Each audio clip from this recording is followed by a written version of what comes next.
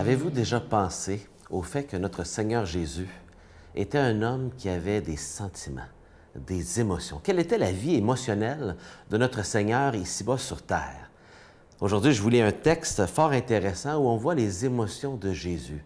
Et je vous invite à y porter une attention particulière. Nous sommes dans Luc chapitre 19 et on lit ceci. Quand Jésus fut près de Jérusalem, il vient juste de faire l'entrée triomphale et en voyant la ville, il pleura sur elle. Donc, il ne pleure pas sur un individu, mais vraiment sur la collectivité qu'est cette ville historique de Jérusalem.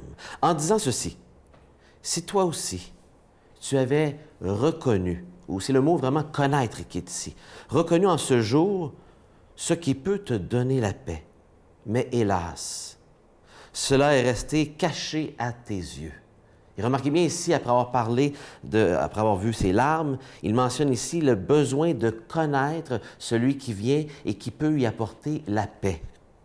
Oui, il arrivera pour toi des jours où tes ennemis viendront mettre le siège devant toi, t'encercleront et presseront de tous côtés. Ils te jetteront à terre, toi et tes enfants, qui sont chez toi. Ils ne te laisseront pas chez toi, pierre sur pierre, parce que tu n'as pas reconnu, et notez bien, parce que tu n'as pas reconnu le moment où Dieu te visitait. Ces paroles sont tellement instructives sur le cœur, les émotions de notre Seigneur Jésus.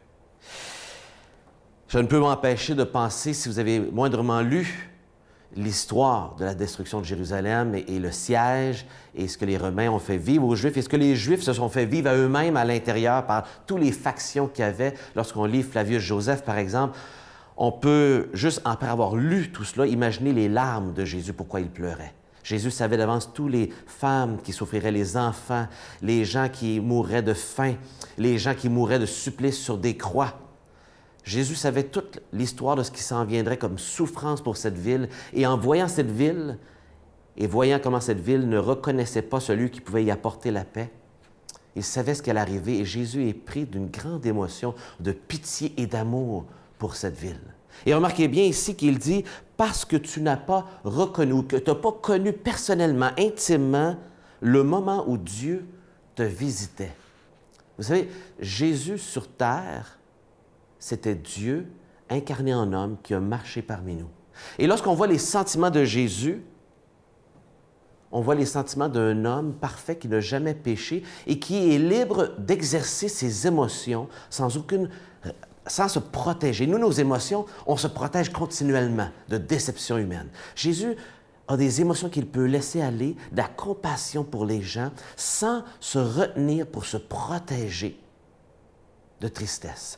Il y a un des grands théologiens de Princeton, le dernier grand théologien, il y a 100 ans, M. B.B. Warfield, a fait un essai sur « The Emotional Life of Our Lord Jesus », la vie émotionnelle du Seigneur Jésus. Et il étudie toute sa vie émotionnelle, les textes qui montrent la liberté que Jésus avait, sans péché, d'exprimer ses émotions de compassion, d'amour envers les gens. Et que beaucoup de ses actions qu'il a fait envers tout plein de gens qui étaient malades, des gens qui venaient le voir tard, des gens en foule, dans toutes sortes de situations, Jésus pouvait interagir avec eux, libre, sans aucune restriction à ses émotions d'amour. Vous savez, la Bible nous dit ceci sur Dieu, « Le Seigneur est plein de tendresse et de compassion. » C'est les paroles qui sont citées de l'Ancien Testament en parlant du Dieu de l'Ancien Testament et dont Jacques, chapitre 5, soulève ces paroles. Et nous rappelle que Jésus est l'incarnation de Dieu fait homme. Et les émotions de Jésus sont les émotions exprimées de tendresse de notre Dieu.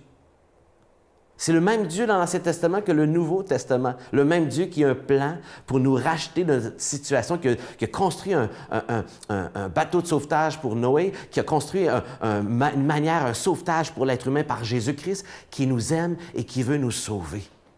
Et dont les émotions de Jésus sur terre sont l'incarnation du cœur de notre Dieu. Et ça, c'est rassurant. Et voici son invitation à nous.